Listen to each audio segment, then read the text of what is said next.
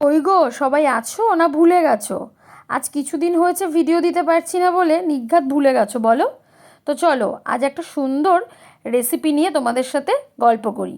মানে ওই হঠাৎ করে যদি একটু উল্টোপাল্টা খেতে ইচ্ছা করে, কিন্তু আবার হেলদিও খাবো, তাহলে এই রেসিপিটা একদম পারফেক্ট।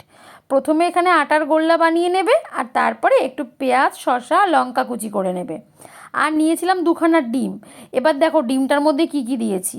দিয়েছি একটুখানি পেঁয়াজ কুচি, একটু নুন, আর সামান্য একটু দুধ।